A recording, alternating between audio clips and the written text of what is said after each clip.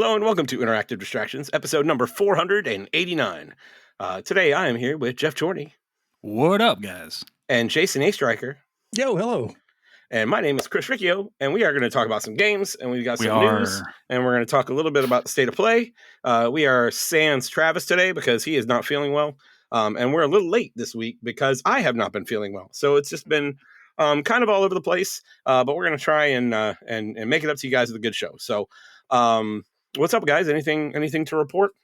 I had today off, and I didn't even know it until what's that mean? You woke like up, holiday? did you shower and everything? I woke up.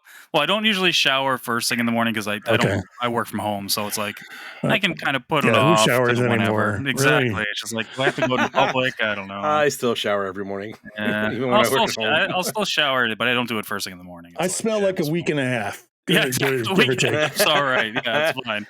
I woke up and then I'm like doing my morning routine. I'm like got my coffee. I'm playing some games and stuff, and then Tanya gets up after me anyway, and then she's like, "Oh, are you off today?" I'm like, "No." I'm like, "I'm off next because I booked off all of next week because I have vacation to use." So I'm like, I had some stuff to do. I'll book off next week."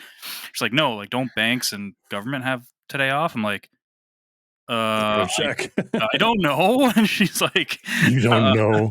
Yeah, she's now like, I hope they do.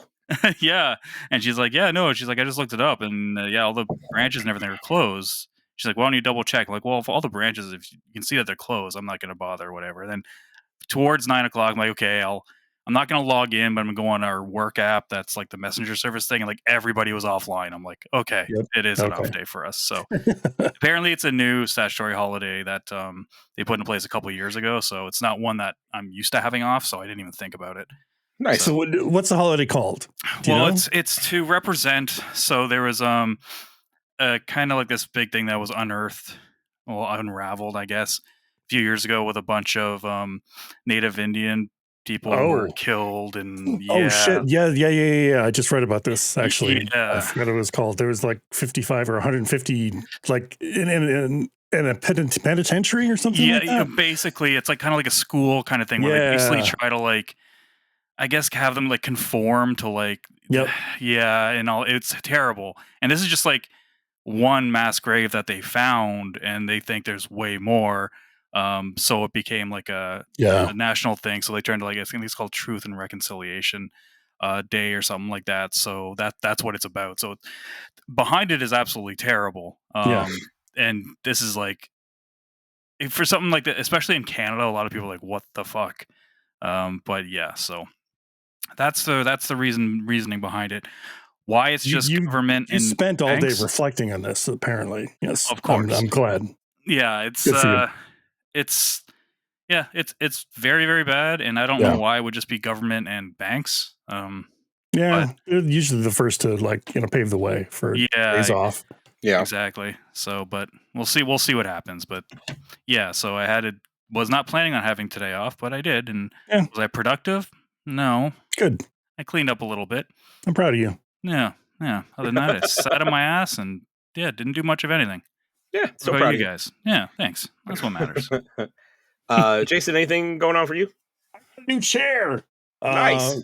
So it was probably 9 o'clock or something, 3-4 days ago. I was just sitting watching my YouTube as you were. As one does. As one does when they're sitting in the chair over there and they've got their feet propped up. When all of a sudden I found myself hearing this awful snap and falling on the floor. My chair broke. The how it's on the bottom, the spokes on the bottom, two of the spokes broke as I was leaning back in it, and I fell on my head into the closet, which is all glass, by the way, which did not break, thankfully. So we're good there. But yeah, and I just kind of laid there in shock. And all of a sudden I heard Lisa going, "All right, I'll be right there." And I'm like, I think I'm okay. Yeah. but my chair broke. So I needed to order a chair stat, and I needed to order a chair for big boys apparently because I'm a big boy. So I got one that holds like 400 pounds. It's meant for big and tall dudes. I can put my head back on a rest without it just like hitting the back of my shoulders. So this is the first time I've ever had a chair that actually fits me, which is pretty cool. So it was a little more expensive than I probably would have spent. Well, obviously, because I didn't spend much on the last one because that just fucking that was cheap as shit. Was it old or was it pretty like just cheaply made?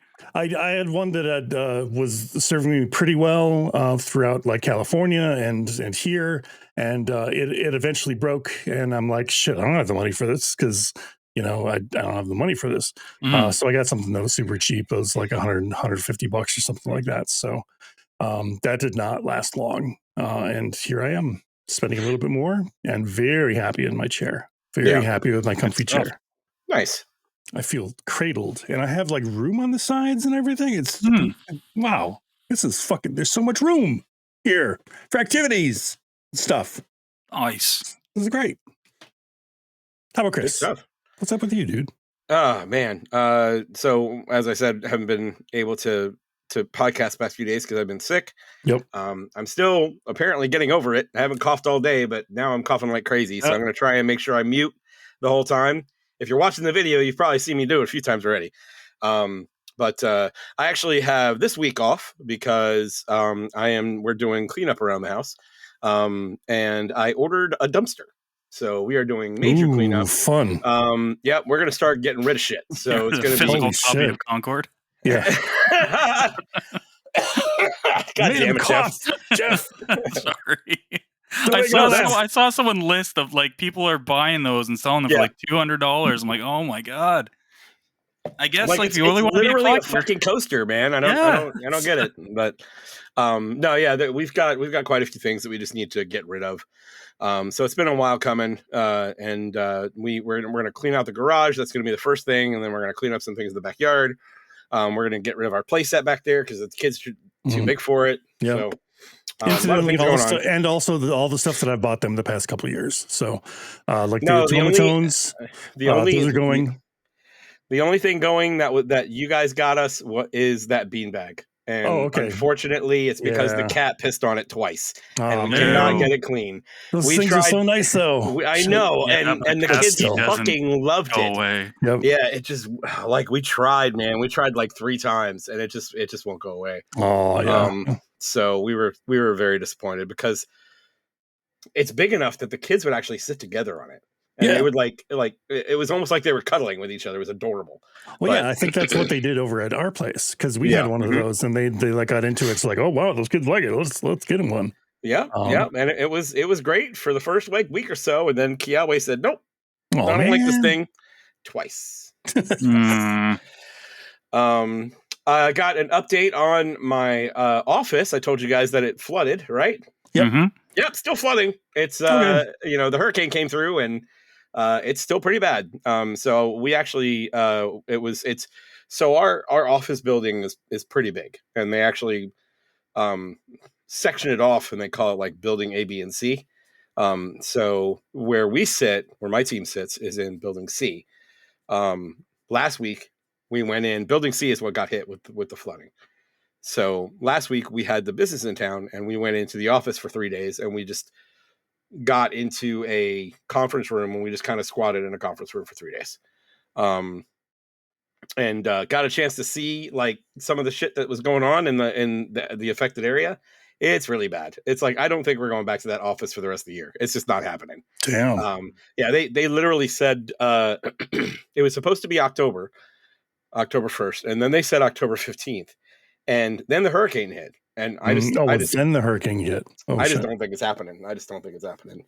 So enjoy your life at home, I guess. Yeah. So working from home for now, it's fine. But yeah, that's pretty much it for me. So let's talk some games. What do you guys want to talk about? Yeah. I'll hit something real quick. What you got? This is not like this should not be at top of the list, but it is. Who cares? We don't go in order. Let's go. I wanted to talk about it. It's that new Karate Kid beat 'em up game. Yeah, I'm sure it's fucking awesome. Is it awesome? Tell me all about it. You know what? Beat 'em ups are on kind of a resurgence as well as fighting games and stuff. And you can take some of these old properties. Remember, I was talking about Shadow of the Ninja. Yep. You can take an old game like that and revitalize it. Breathe new life into it, or take a tired old genre and just like put a new coat of paint on it and call it a day, which is what Game Mail did, and that's pretty much as far as it goes. Like it is a by the numbers beat 'em up. Are you talking about the Cobra Kai game? No, not the Cobra Kai game. There's a new one. Yeah, Streets Fury or something. Let me. It came out like last week, a couple weeks ago, last week. Yeah, there we go. There we go. Street Rumble, the Karate Kid, Street Rumble. And I believe this is like a full price game, like $20, $30, $40 or something like that. Oh, look at that. Is it a remake of anything, or is it it's just not a new by the numbers? It's not a remake of anything, but it's a remake of like everything that you've played back in the 90s, I guess. Okay. Like, and it's pretty much that basic. Like, there's not much going on besides the standard punch, kick, guard and jump or something like that. They have special moves, of course. There is one move that's kind of cool where it's like if you jump and you hold down your heavy attack button, you'll do like a charged dive kick or something like that. That's the only thing that even remotely is satisfying. But other than that, it feels like you're skating on ice when you're moving around. So you have very little control. There's no impact to the hits. The sprites are okay for the most part. They're not bad. I've seen way worse, especially lately. But yeah, the sprites look pretty good. Yeah, they're really not that bad, and that's why I decided to give it a shot. But I don't know. I regret it. There's better ones to play out there for sure. Oh, yeah. Especially now. See, I'm currently rewatching Cobra Kai right now, so it's like, oh, cool. There's Silver, and there's Yep. I think I can't remember what her name was. Allie, I think, with the girl from the first one. Yeah, she's actually playable. Yeah, she's playable in it. So. And Miyagi and Komiko and man. Yep. Like one of the costumes that I unlocked was Daniel-san's like Karate Kid 2 outfit. The yellow and oh no, that was the bad guy. Yeah, I'm thinking of the yellow and black one. He's got the I don't know, the red and black kind of vest type thing. Yeah, I mean you do what you can, I guess, but it's also Game Mill, and they do exactly what their name implies. Mill Games, yeah. Exactly. So Game Mill was the publisher of the Cobra Kai game from a few years ago too. That was apparently really bad. Oh man, yeah, I would imagine it's only like $2 or something like that right now. They formed a bond, I guess. Jesus Christ! Or they signed a contract. Yeah, one or the other. Wow. Yeah, I'm sure it was a licensing agreement. Like we get 2 games. Okay.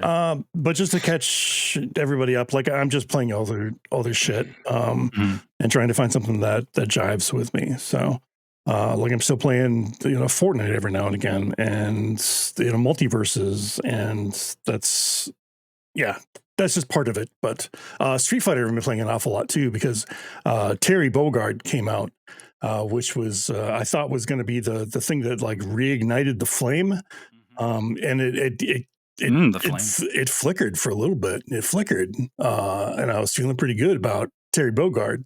But he's pretty straightforward. There's not a lot of mixed up or crazy shit going on with him. He's a very beginner friendly character, which is great. He does a fair amount of damage, and he's very faithful to the SNK games, I guess. If that doesn't come across. Let's see. Like he's not very combo heavy, he's very hit centric, and he can like string special moves into other special moves, which is kind of how KOF thing big time. Yeah, exactly. So that's kind of his thing. I think he's super cool. I think he's super fun to play. But I don't know how much longer I'm going to stick around with Street Fighter.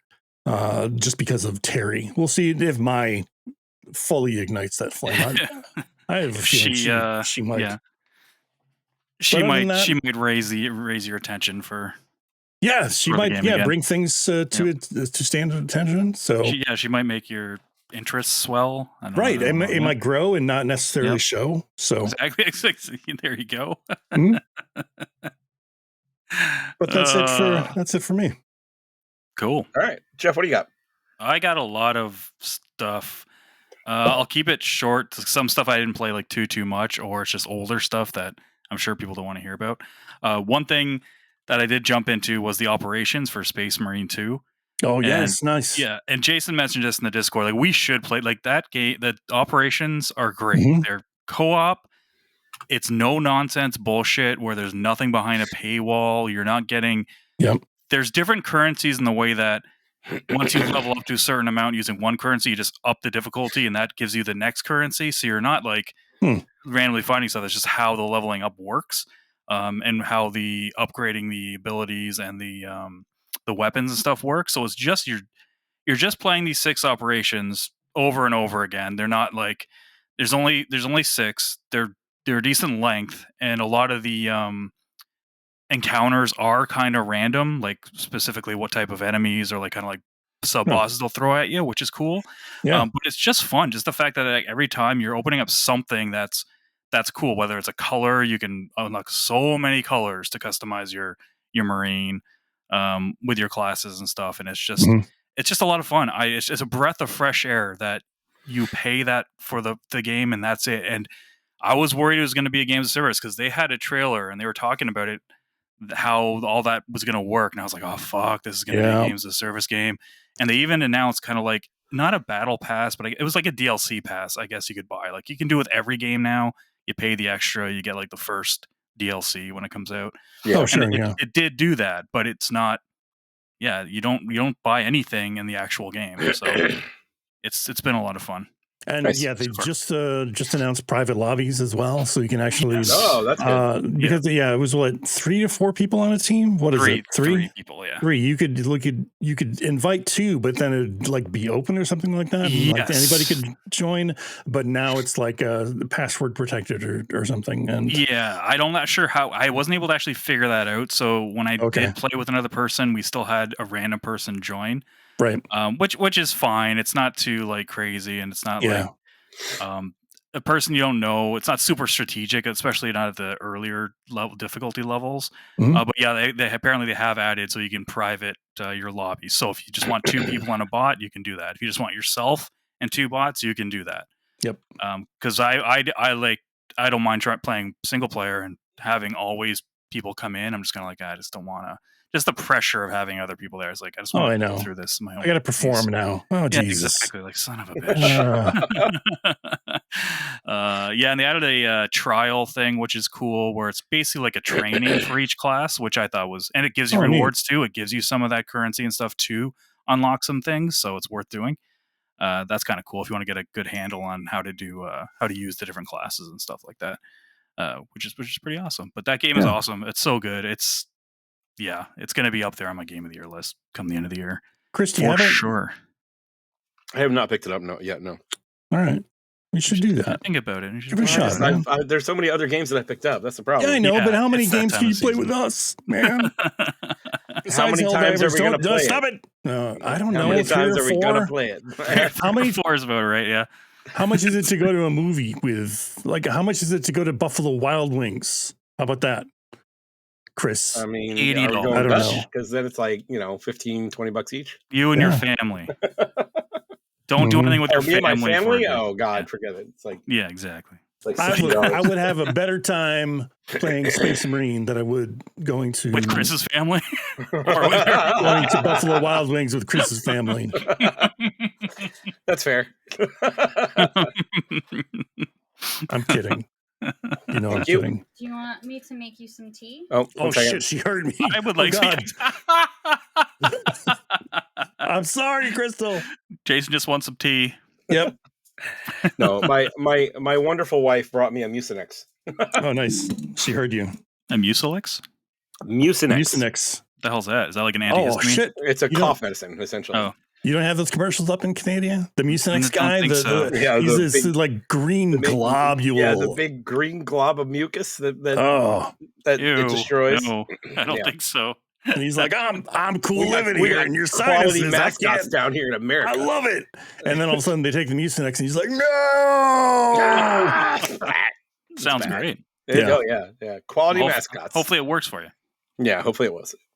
What else have I played? I played some Dredge because that was our game of the month for September for Gamer Social Club. Yep. Did you guys play Dredge at all? I don't think so. So it's, do you know what it is, Chris? Like it's like that I ship one. I heard of it, but I don't remember much about it. You're like a fisherman. The Cthulhu like creatures or whatever. Like I think so. I didn't see any of those. Oh shit! Okay. Before I stopped playing, I just don't think it was for me. You kind of get your boat, you end up in this weird fishing town thing, and you go and get fish to sell the fish to make money, and then you're doing these little jobs for other people you meet, and it's all done through kind of like a menu system when you're on like the on land. So you're not like physically walking around, but when you're on your boat, you are, driving your boat around, you're fishing. You're getting certain things, and then when it becomes nighttime, it gets scary. Yeah, and apparently it really fucks with your mind. Does a lot of cool stuff with like kind of stuff like that game did back in the day for GameCube, like that one Eternal game Darkness. Yes, that's the one. Yes, okay. Stuff like that where it messes with you. I didn't get to see any of that. Just because it just wouldn't hold my attention. I would play it for 15-20 minutes at a time. And then I would just be like, I'm going to play something else. Yeah, that might not be enough. Yeah, it definitely goes places from what I've gleaned. Same. Yeah, it's a horror fishing game is what it's being kind of touted as.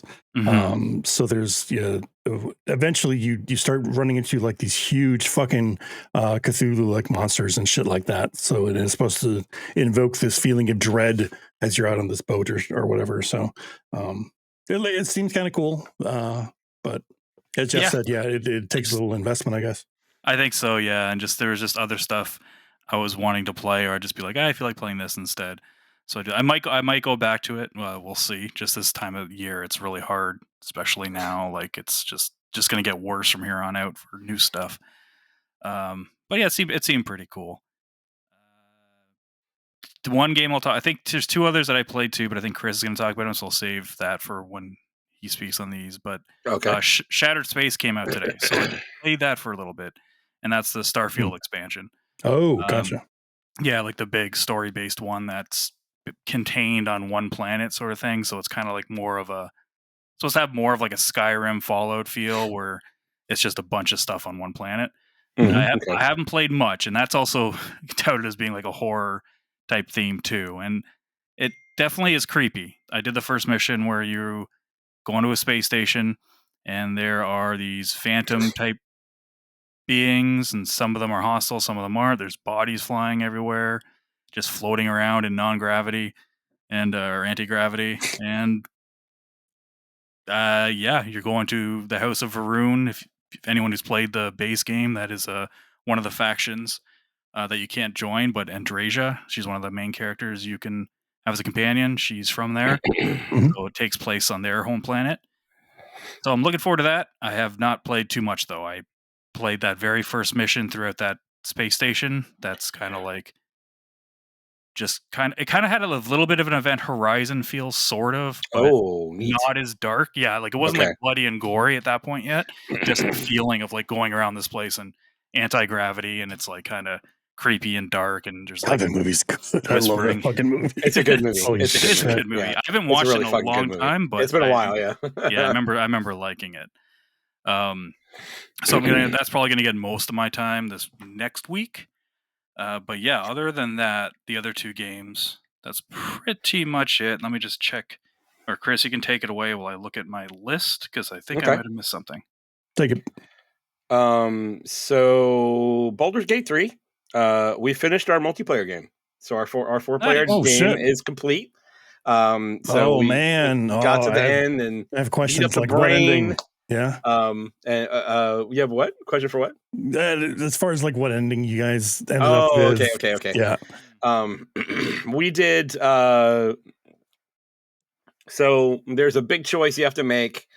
and either you can make it, or you can have an NPC make it, and we made the NPC do it. So we did that ending. And no, we didn't. It was actually Jerry did it. Okay. So one of the player characters did it, and so that was interesting.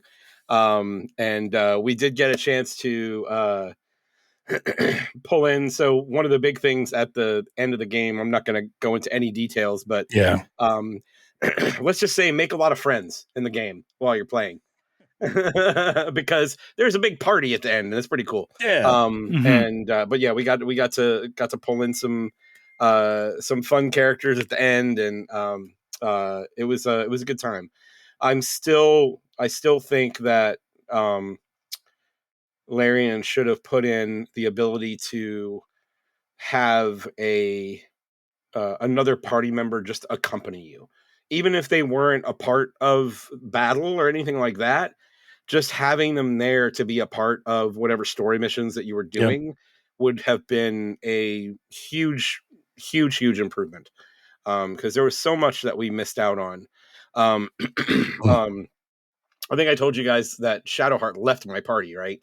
Like that's messed up. We did part of her storyline, and since there were 4 of us, she didn't come, and she was like, "Fuck you, I'm out." Right? So that happened, and then we did get a chance to. There was a couple of nights where one person couldn't show up, so we stuck him in the closet, and we pulled Karlak in, and we did Karlak stuff, and then we pulled Asterion in, and we did Asterion stuff, but we actually fucked up on Asterion, so he got mad at us too. So it's like we couldn't win. But at the end, we were satisfied with our ending. It was a big orgy. Like, every big NPC orgy at the end. It was great. that you came in contact with, you slept with everybody. It was great. There you go, Larian. So I think that. Trying to remember who did what. I think Sluggo hung out with Karlak, and not going into any details, but Sluggo hung out with Karlak, and Jerry, who made his choice, did his own thing, and then I ended up with what's her name? Lazelle. Lazelle, yes. I ended up with Lazelle. And then I don't remember what Nogs did. I forgot what he did. But it was a good time. It doesn't matter. It was a lot of fun. I'm really glad that we beat it again. I'm probably going to turn around and start another playthrough pretty soon. Oh shit! Because I haven't done Dark Urge yet, and I really want to try that. And I've got a lot of stuff that I want to do. And with all the stuff they've done to the game, like I want to recruit Minthara, and I want to be able to, there's a lot of things that I still want to be able to try and see. And that's why I said, like, I feel like this game may have been the game that dethroned Symphony of the Night. Like, this might be my favorite game ever. I'm so into this game, and I cannot say enough good things about it. So, I think there's a little bit of there's something there for everybody, and it's just about understanding the tactics of the game. But even that, you can put it on easy and just play through it, and it's just fun.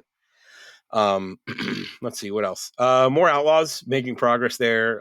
Don't have anything real significant to talk about as far as that goes. The 2 other games still holding your interest though. Like, no, it's not. No. It's not.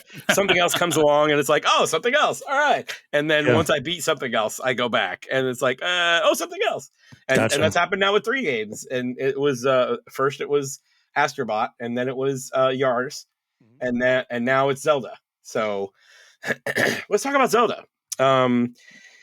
Zelda Echoes of Wisdom came out on Friday. I think it was Friday. Usually, it's usually a Nintendo release, And it's I am really, really happy with this game right now. It runs off the same engine that the Link's Awakening remake ran off of. Ooh. And it still has a lot of the same issues, unfortunately. Oh no! And it's really frustrating too, because you would think they would have made some improvements over the course of the 3 years it's been since Link Awakening. Holy shit! But no, they're all still there. It's really rough. But if you can drive past that, the game they've made is really fun. And one of the things that I was very concerned about was, you guys know that when I tried to play Tears of the Kingdom, Yep. I could not really get into the creation, building? like the building stuff. Sure.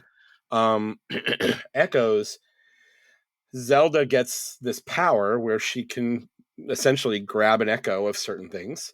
Pretty much any enemy that you defeat, you can grab an echo of. A what? Sorry, an echo? A what? Funny. Sorry. And then there are certain items that you can create an echo for as well. See, now I forgot where I was going with that, Jason. You completely threw me off. But you were I saying thought that it's easier than Tears of the Kingdom is what I feel like you were leading towards. Well, no, it's not that it's easier. More intuitive maybe? It's less about building and more about puzzle solving, because you're trying to figure out how to do the next piece, how to get to the next location or complete the next puzzle, and you've got this list of echoes that you can use. And I was afraid that I was going to be in the same situation as when I was trying to build things in Tears of the Kingdom, where I just kind of lost interest. But I haven't found that yet. Like that hasn't happened. I think I'm about halfway through the game. I've gotten through 3 of the major dungeons, and I think there's at least 3 left. And so far it has been a great time. It's been very different from a Zelda perspective, because you're used to being right in the thick of battle with Link. And with Zelda, like what I find myself doing is I'll just like drop a couple of enemies, like a couple of the enemy echoes down, and I'll just like walk away and let them do their thing. If one of them dies, you drop another one, you know? And that's actually what turned me off the game, is when I saw that in action. And like that seems all right. And stuff. Well, it seems okay, but what turned me off was how slow the enemies move and do it.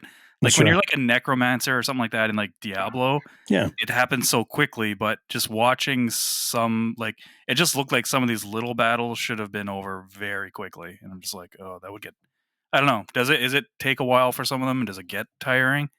Well, that's the thing. It really depends on the enemies that you're using. Some of them are very quick to attack, so things can move a little bit faster. And like the ones that I use very often, if I'm in a like a ground battle, is the boomerang moblins. Like they'll come out and they'll just start throwing 2 boomerangs at a time, right? And they can cut through a lot of stuff. And then so Zelda gets this little helper named Triforce, get it? And he has a tail of triangles, and you start out with 3 pieces of the tail, and then as you power up, you get a 4th one. I haven't gotten past that, but that 4th one is like the total cost that you can have on the board at any given time. Okay. So if an enemy costs 2, you can have 2 of those enemies out at one time. So and one of the power-ups that you end up getting is like a lot of the echoes that you get a reduced cost. So you start out, for instance, I said the moblins, they start out costing 2, so you can only have 2 out at a time. And then you get a power-up that reduces their cost by 1 triangle. So now you can get 4 out at a time, and it really does speed things up quite a bit. And then along with that, you also can go into swordswoman mode. Let's do that. She breaks out Link's sword, and just you can use her just like you would use Link, and she just tears things up. Okay. So that's on a cooldown, right? It does have a cooldown, so it's not something that you can do the whole time. But you can. The good thing about it is that you're only using as much energy as like when you're in that form. So you can transform into that form, swing a few times, like if you're fighting a boss or something like that and they get invulnerable, you attack until it's not vulnerable anymore, and then you turn that mode off and it stops. Right. Okay. So it's not like you kick it off and you use all the energy. You lose it. You have it's an on-off system. And then so you might only use like a 1/4 of your power, and then you'll consistently get the material that powers it back up. So like it's really well done the way they do it. I'm pretty impressed with it overall. And honestly, I think it's I don't know, there's something entertaining about just dropping enemies and like going and hiding behind a rock and letting them take care of it. I don't know why. I thought it was fun. But yeah, I'm about three dungeons in. I'm having a lot of fun with it. Definitely going to finish it up. I think it's a lot of fun. Yeah, and cool. I think that's all I got about that for right now. I'll probably have more on it next week. But yeah, it's a lot of fun. Was that one of your? That wasn't one of your games, Geoff? Okay. I probably won't pick that up for a while. Okay, because the only other game when it goes on sale, but it's probably never going to go on sale. It's Nintendo, so yeah, it's Nintendo. When there's a drought or something, I might get it. Sale means it'll be $50 instead of $60. That's as far as you're going to get. So, yeah. But it was worth the price of admission. I'm having a lot of fun with it, and a lot of fun story moments too. I think so far. The only other thing I've been playing is the Metaphor demo. So that is one of the ones I've been playing. And you've played more of it than I have. So I just got to. Let's see. I think I just got. So there's the route you go. There's a lot of tutorial in the beginning. It's very wordy thing for like, a good 45 minutes. Yeah. It's like, and then even after you do, the next half hour is like, can you shut up and let me play, please? But I got to the end of the mine, and I actually ended when I got to the end of the mine, and I stopped before I got into that last fight. But now the last fight, do you mean the general dude? Yes, the captain. That's where I stopped playing in general. Oh, is it? Okay. Yeah, I didn't play any more than that. Okay. So for those listening, Metaphor ReFantazio is the same team that did the Persona games. It's their next IP, and it very much looks. It looks like Persona. It definitely looks a lot like Persona 3 Reloaded and 5. The difference is I didn't play a lot of the Persona games. I played 3 on PS2 a little bit, and I played about 20 to 25 hours of Persona 5. I didn't dislike it. I just kind of fell off of it because I didn't think I was getting a good handle of like the loop and stuff. This so far seems more straightforward, and it's also, you can tell they're going for a more Western type story, like a Game of Thrones type thing. That's the gist I'm getting, especially considering what happens at the beginning, and what you're doing. It's kind of like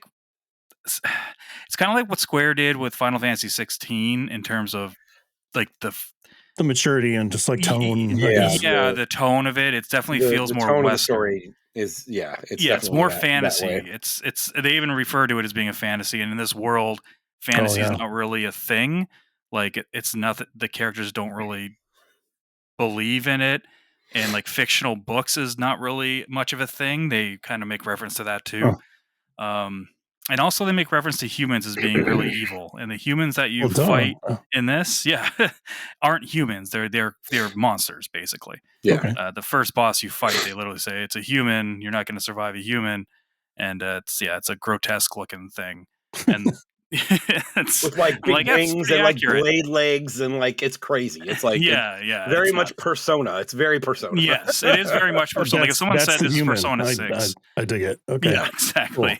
Cool. And the combat's cool. And the reason I stopped playing is because it just sold me. I was like, I'm sold. I'm gonna play it. I'm gonna get this on day one.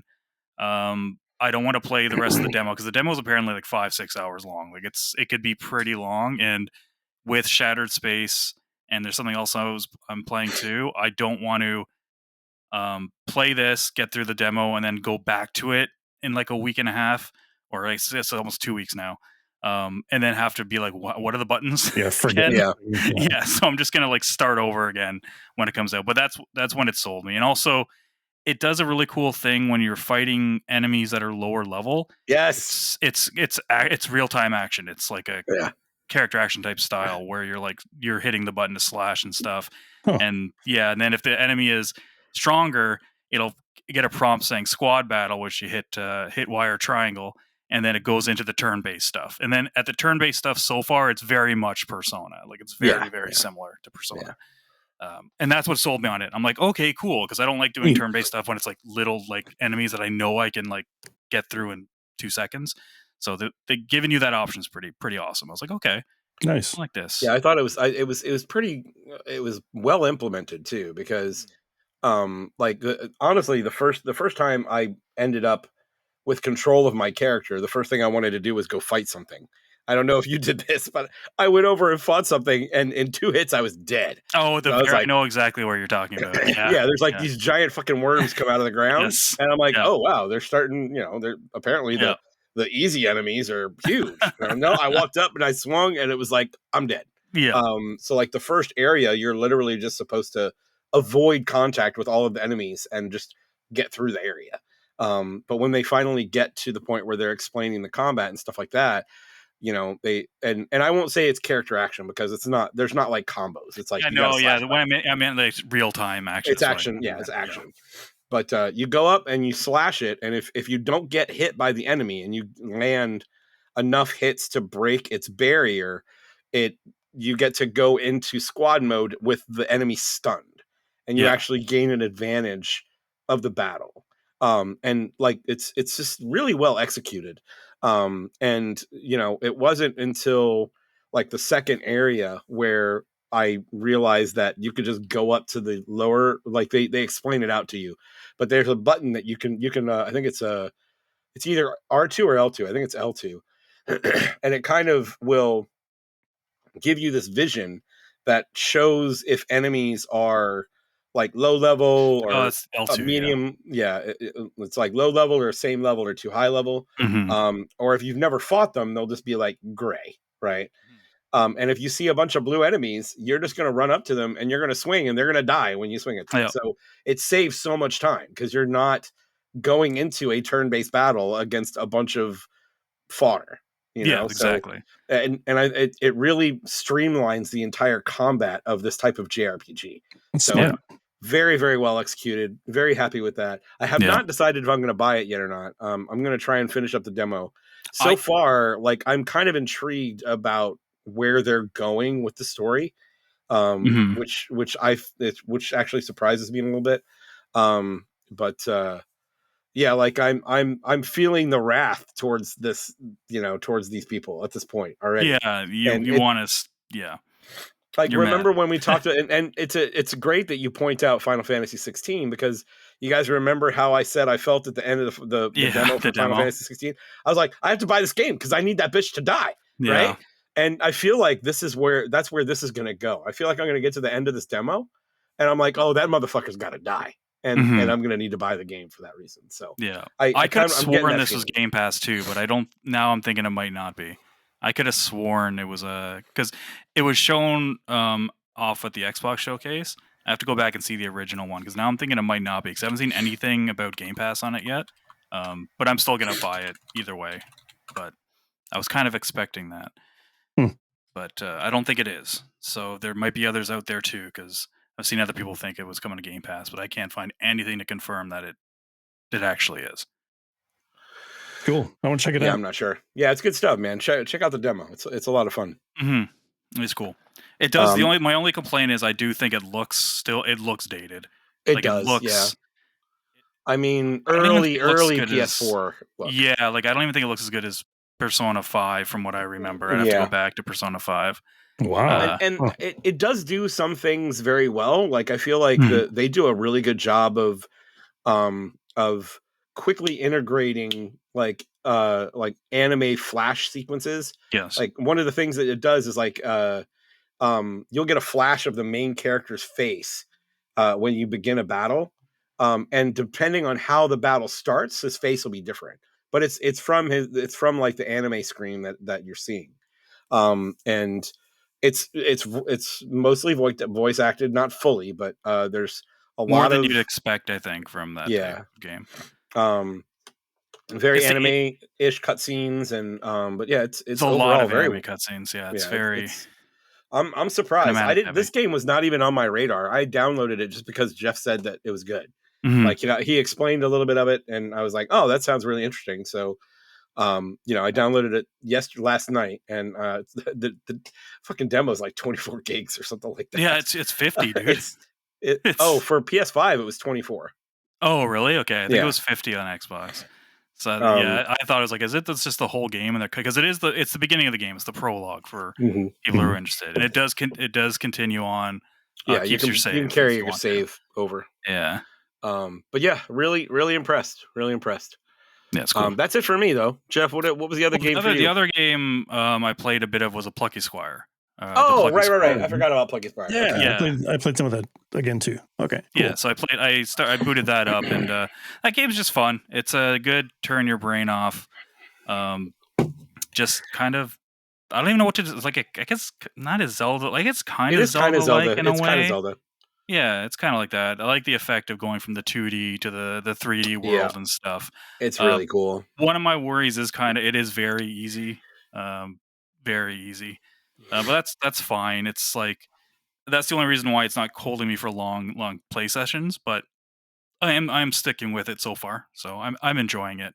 I think it's pretty fun. I like the way they do the word puzzles where you replace the words that are on that Baba Is You stuff. Have you guys played that? Yes. Okay, I have not played it, but I know what you're talking about, like that type of thing. Yep. And it's kind of cool. I like the way they can kind of do that. And you kind of can mess around with some of them here or there. But the majority of the time, if the word isn't right, it flat out, you can tell it's not the right word.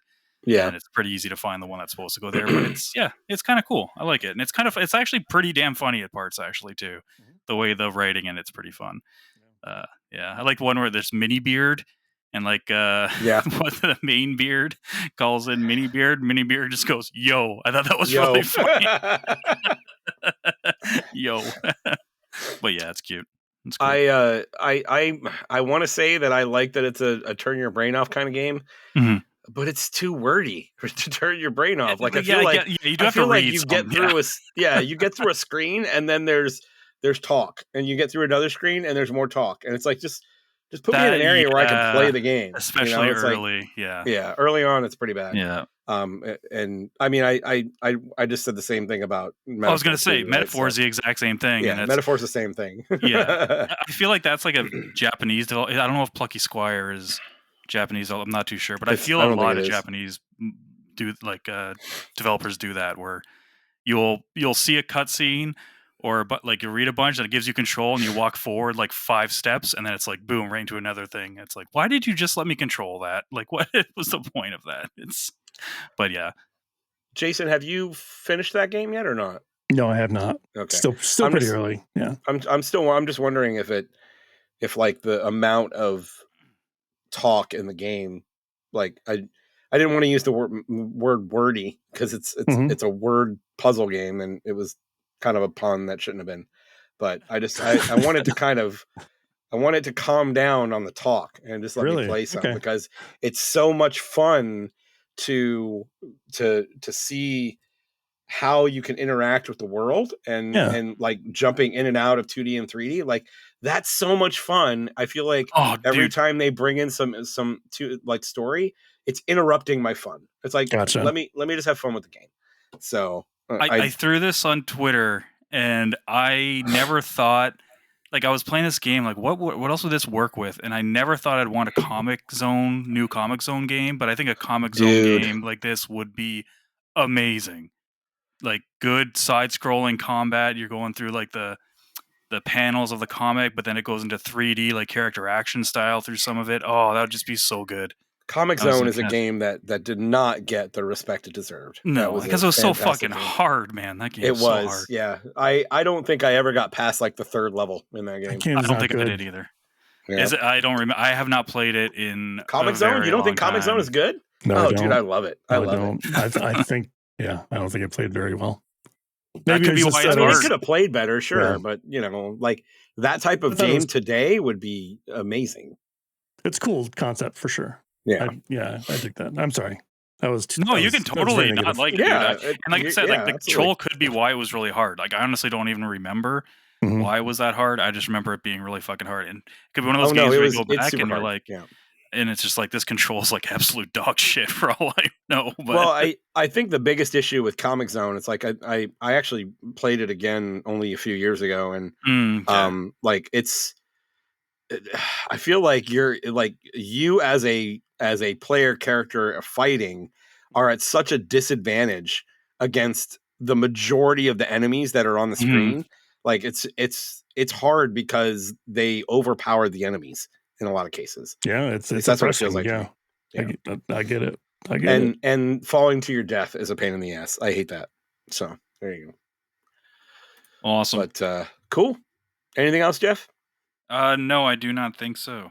All right, I think that wraps up our recording. Like, damn it, I meant to mention this about this game and I totally forgot. I always forget stuff. Yep, it happens. Let's talk some news, sir. What you got? We have some news. We have a lot to catch up on, but we won't do everything. We'll just do stuff that was kind of interesting. So there was a state of play last week. Sony's state of play. Overall, it was a state of play. I didn't think it was great. I didn't think it was terrible, but it ended on a very, very strong note. It did. It did. Some little thing. The only little thing that I thought was kind of cool that we didn't know about, unfortunately, it leaked like the day before. I think was the Soul Reaver remakes were official. Oh yeah. 1 and 2 remasters. So those are coming out in November. I want to say. How do you like the look of the new remastered Soul Reaver? I'm not sure. It's very bright. And I think somebody brought it up in our Discord. I think it may have been Geoff that it was like cartoony looking. Even it doesn't have that same kind of grit, dreary. And then I saw another person on Twitter compared the Dreamcast version to this version, and it's not that much of a difference. Oh, really? So it's all right. So when you compare it to the PlayStation 1 version, because that was arguably the worst version, just because the Dreamcast was a much more powerful console. But in terms of detail, I mean, not necessarily the colors, but it looks very, very bright. I think it was someone else in the Discord who initially brought it up, but it does look, in side-by-side comparisons, it doesn't look as dreary or as dark. It's less. I mean, it definitely looks better, from a quality perspective, but it feels like the ambiance of the game has changed almost. Yes, and that doesn't work all the time. Like Halo, the remaster anniversary that came out on 360 years ago, people fucking hated that afterwards because it made the levels and everything so bright and colorful. It totally ruined the mood of some of the best levels of that game. They were like, this is not the way to play this game. Just play the original. And that could be the case here when it's really, really bright. And I feel like that's happened to another couple of games too. Where it's just not the same. That's not what I'm worried about though. I'm worried about quality of life type stuff. I hope they add stuff like better controls and stuff like that. Because I remember trying to play I got a feeling they will. Yeah. Think so? Okay. I hope so. I never played them, so I'm probably going to pick this up. Yeah. So I did try to play it again a while back, and I remember being like, ooh, this control's very old. It's when they were just kind of getting the hang of 3D controls and stuff like that. Because this is PS1, don't forget. So I don't even know if it used dual analog initially. It might have. I don't think it did. There were very few games that used dual analog on PS1. Mm-hmm. Some hope, and it's also Aspire too, and that made me throw up my mouth a little bit because they're very hit or miss. I mean, I don't know. They don't have a good track record lately, and especially with Old Republic, National Republic 2, and then they got the remake, which they're no longer doing anymore because apparently that was so bad that everyone involved were like, "Yeah, well, you guys, we don't want you guys having any part of this anymore." Woof. Yeah.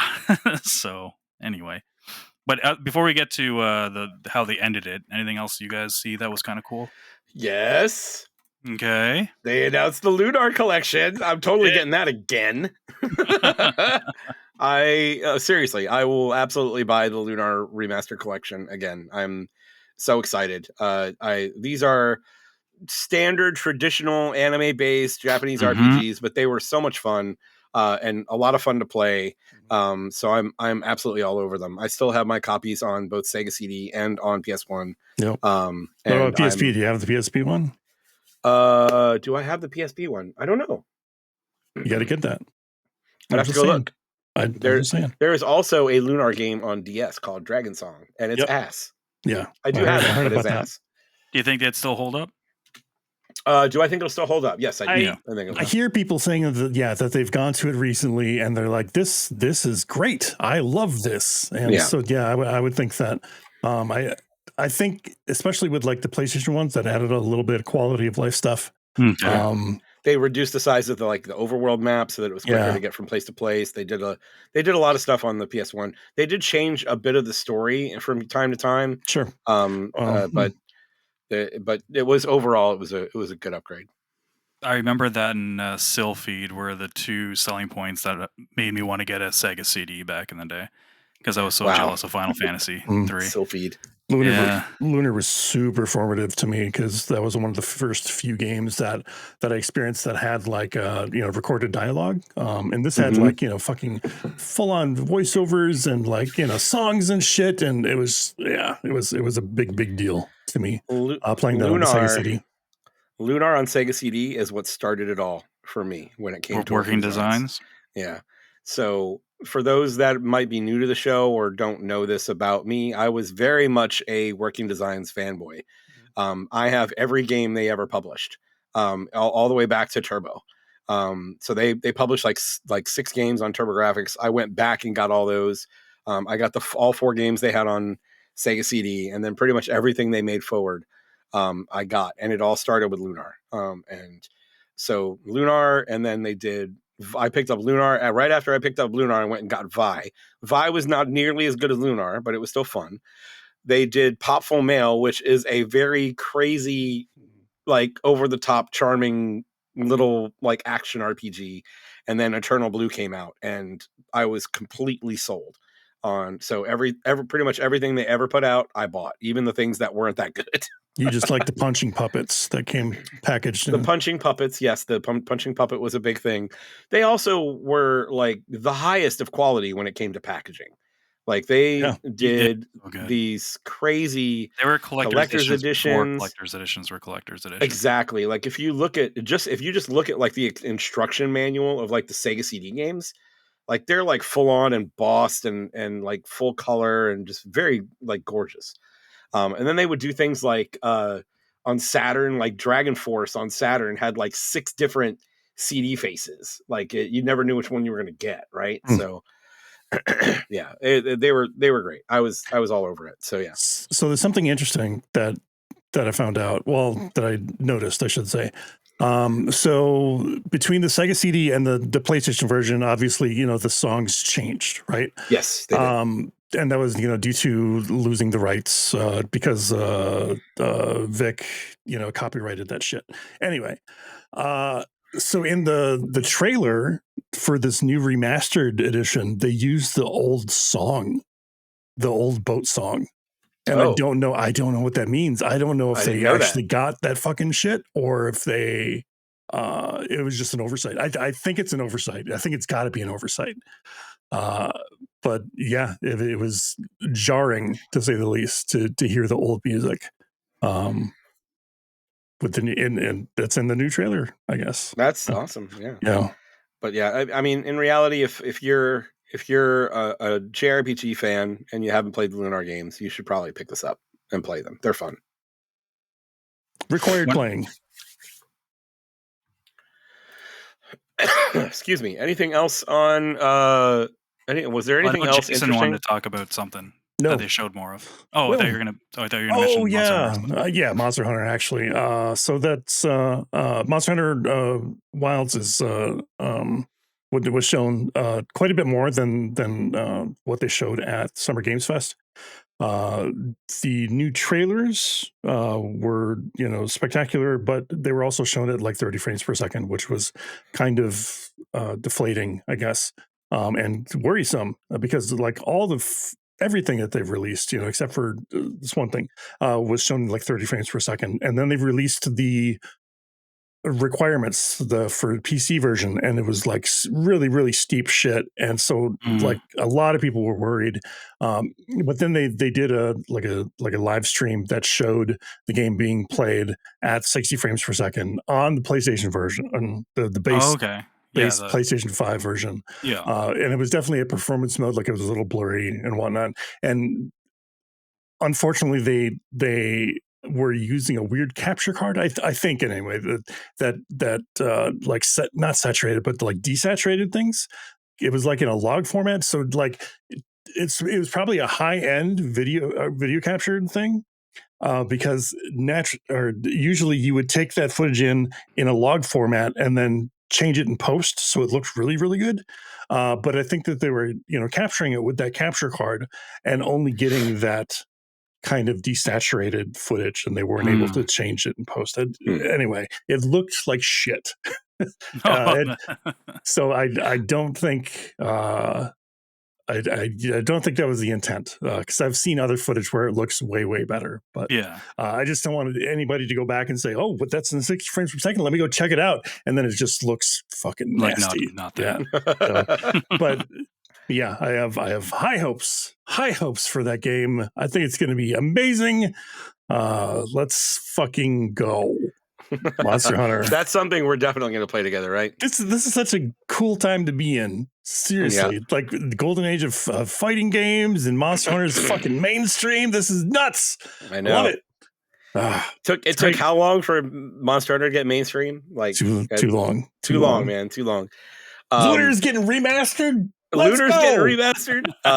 Astrobot's getting free DLC. Holy shit. I will definitely play those speedrun stages. I'm all over that.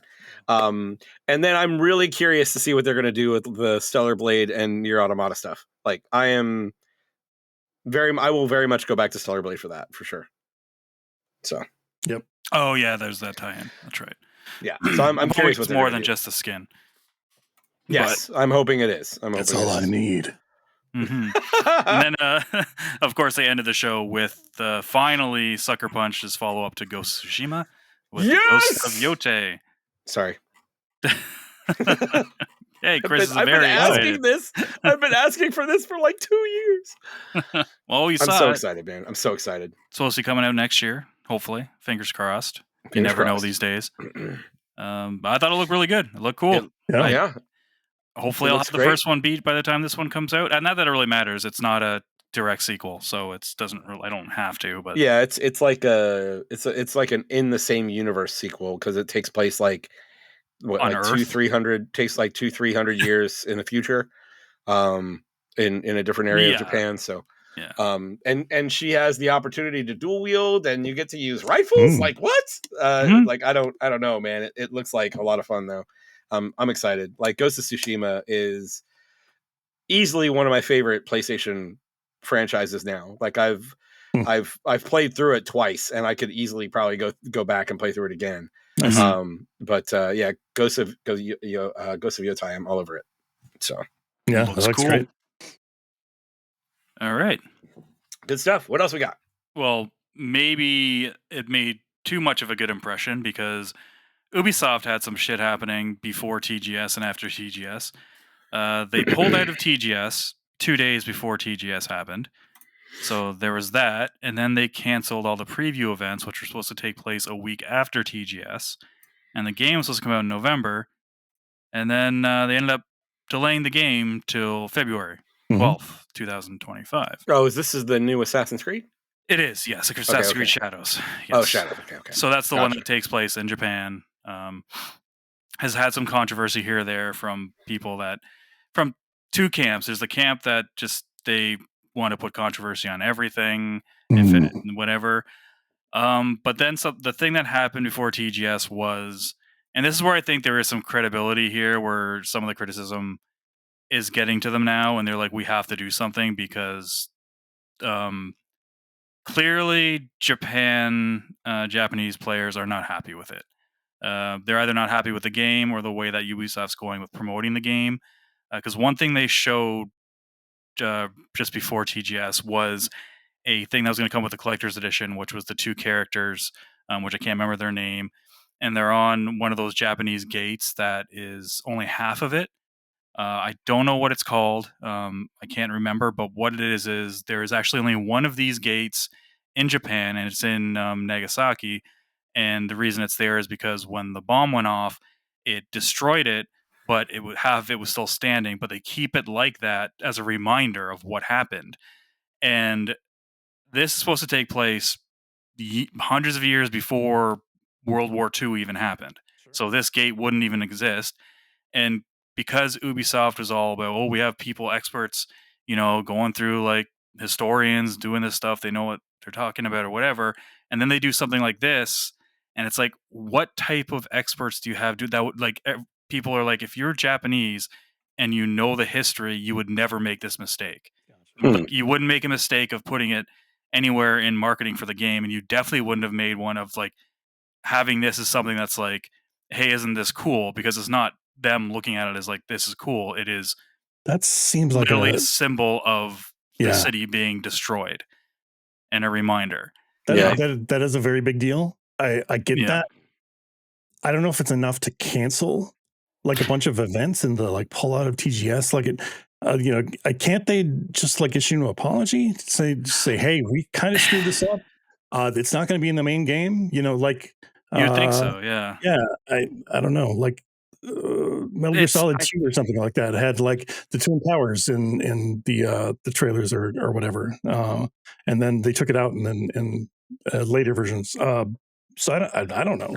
I think it's the straw that broke the camel's back because that wasn't the only thing. There was a whole thing about the samurai being African American and people in Japan being like he was never actually a samurai. They were really like pushing this or whatnot, and I think it's because Ubisoft's basically been saying no, this is true, it's factual, blah blah blah. But then something like this happens. Like clearly, you do not have the right fact checker doing this because this never would have happened, and they were just going to be in Japan.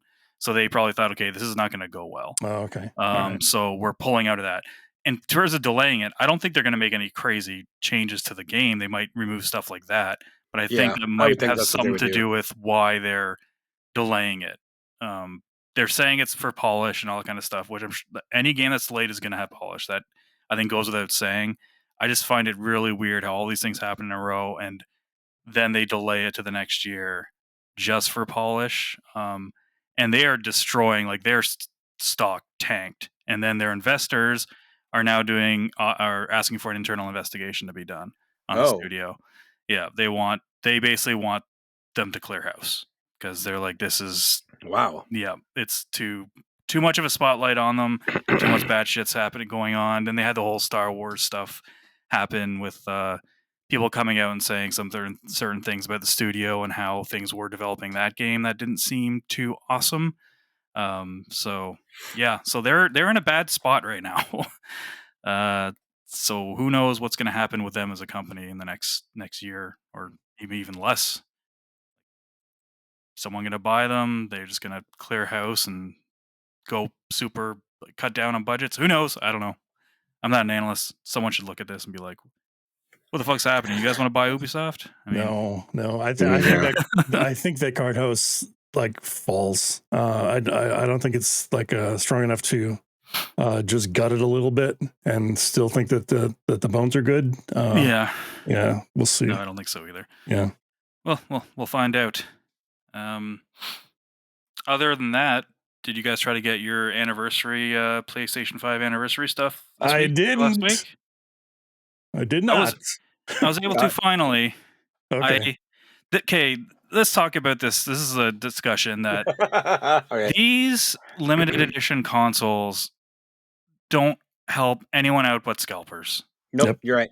Zero. They are not for the. They might be for the fans. That might be their intention, but the way all of these, if they were for the fans, they'd make enough for the fans. Well, exactly. They wouldn't limit it to 12,000 something for the PlayStation 5 Pro, and then who knows how many of the standard they had. I don't think they released a number, but they sold out very fast, crashing every site they were on. The controllers were gone. I got a controller. I got 2 controllers. I did not get a controller, so I'm probably going to buy the extra one from Geoff. Yeah, because I got one right away off Walmart when I realized they had them. I was like, oh, sweet, Walmart. And then when they went live, I went to Best Buy because I was trying to get on the Sony site, but then someone told me, I don't know if you guys remember Stoffinator back from the VG Evo days. He's like, yeah, they don't ship to Canada, man. I'm like, oh my God, why am I even trying? This is after like 4 hours of waiting to try to get something. So I was also in Best Buy. When I logged into Best Buy, they had everything in stock. So I was like, fuck it, I'm putting a base PS5 anniversary in there. Worst comes to worst, I return it, I keep it and sell my PS5. But my initial idea was I'm going to keep it, and then when it comes out, is trade it 1-for-1 with somebody for a standard Pro, like not the anniversary Pro, just a PS5 Pro. Yeah, maybe I would easily be able to get that for that. And I had it in my cart, for about 5 hours with a controller, and it just would not do the final screen. It just kept on reverting back. Yep.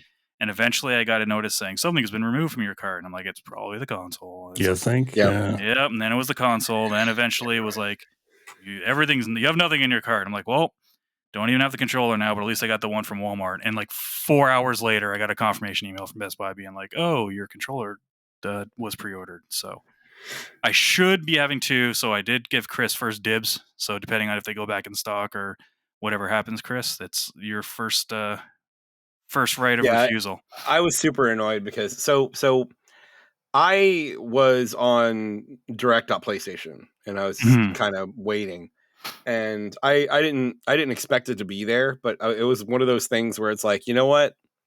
If that Pro bundle is there, I'm probably going to end up buying it. I know that's just what's going to happen. It's when I got logged in, it was already sold out, so that wasn't an issue. I tried to get I looked at some of the other things that were there. I tried to get a controller, and I was able to pull up the page for the controller, but clicking add to cart just didn't do anything. Like I was sitting there, come on, add to cart. I want the fucking controller, and it just wouldn't work. Was that on the Best Buy site? Because I think I had the same. No, it was on Sony. It was on PlayStation Direct. Yeah. Okay. And so it just didn't work out. I didn't, and whenever I went and looked for the controller in other stores, they were already sold out. So, gotcha. But I'll be honest with you, man, it's ridiculous. Like, I'm looking at eBay right now.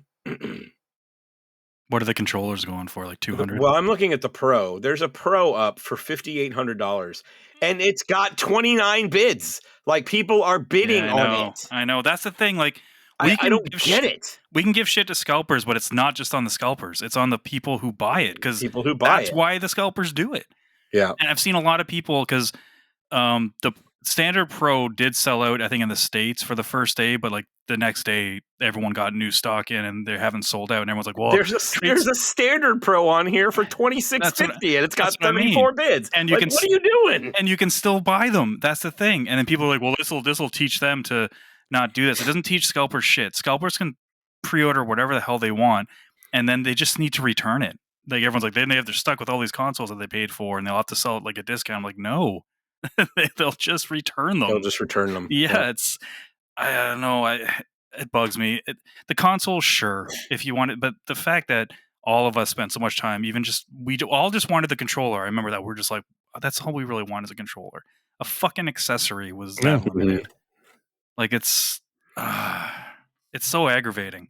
It is. It's frustrating. It's free money. Like, they know they're going to sell them. Like, why would they not make a shitload of them?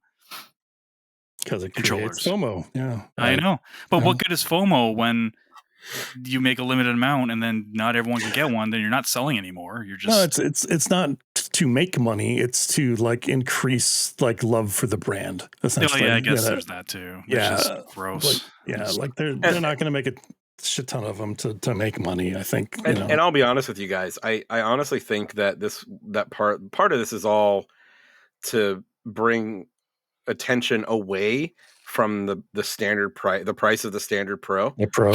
Because what are the chances that they get that many hits for the standard Pro without the 30th anniversary stuff going on? In reality, and they probably there's probably a lot of people also who was like, well, I was gonna buy the anniversry. I was gonna buy the anniversary. Might as well get the regular Pro. Yeah, that's absolutely 100%. It was tactical. This was tactical. So scummy though. It's just like it is. Oh, I forgot to mention this is scummy, and I can't remember if they did this with something else, but they also announced the rumored Zero Dawn remaster at the State of Play. Oh yeah. Man. So it's going to be $50, which is fine. It's not a full price game, which it shouldn't be. That's fine for new players. It's whatever. If you already own the game on PlayStation 4, it's a $9, $10 upgrade, which again is not that bad. Sure. But the problem is they were selling it, the PS4 version of Zero Dawn, for $20. The next day they raise it to $40. Yep. So you have to pay every new player to buy it on PS5, regardless, is paying $50. Yeah. So unless you can still buy it used, like at a store, like physically, you can still get it used. That's not a problem. But dude, I know I get teased sometimes about my physical media, but if everything goes digital, that's what happens. They control the price on everything. They have full control of the price. They can do that. And it's just a bummer. Yeah, I'm with you. Yeah, I know, Chris. You're probably doing the upgrade. Jason, are you gonna do the upgrade? Yeah, I'll do the upgrade. I got it on PC, so I don't know if I'd really need to. Oh, you probably don't even need to. Yeah. $10 is just to play it on the console at a better frame rate and resolution. So yeah, I might do that. No, the frame rate's already 60. True. Yeah. Yeah, but I'll just play Forbidden West again. I think it's a better game. So yeah, I'm not going to pay $10 to not play Zero Dawn again. So yeah, that's true. I might hold off until I decide. If I happen to play it again, and then I'll pay that $10. Oh, also, that's probably why they pulled Zero Dawn from PS Plus as well. Now it just all makes sense because that was on Plus, right? Up until like last month. I don't know. It was on Plus. I don't know when it got removed. Gotcha. So, yeah, I think it was removed last month, sometime recently. Scummy Sony. What the fuck are you doing, man? It's not just Sony. It's everyone. I know. Just they're in a position now they can do it more just because of how much they own the market. That's not Nintendo. And the problem is, like you said, the Pro sold.